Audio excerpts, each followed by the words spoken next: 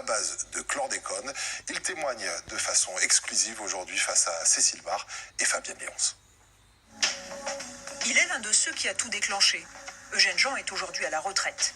Mais en 2002, cet homme était responsable du service fruits et légumes à la répression des fraudes, chargé notamment de contrôler le chlordécone.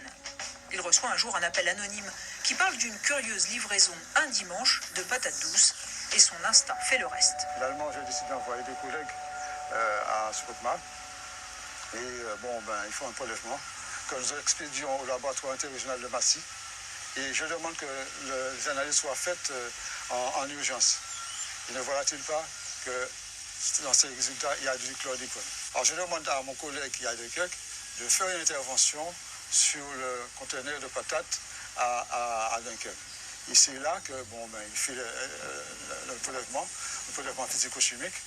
Et ne voilà-t-il pas, on trouve le chlordécone dans les patates. Les légumes sont saisis, mais Libération fait fuiter l'affaire. Le scandale éclate pour la première fois dans l'Hexagone. Le préfet demande alors le retrait immédiat des stocks et c'est ici, à Durocher-Lamentin, que les planteurs sont invités à les déposer. En 2002, le chlordécone est théoriquement interdit depuis 9 ans déjà.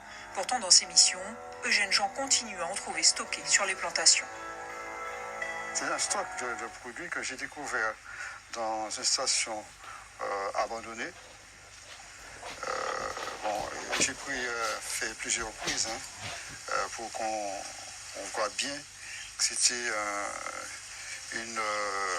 un dépôt, à la limite je pourrais dire sauvage, parce que comme il n'y avait personne dans cette station.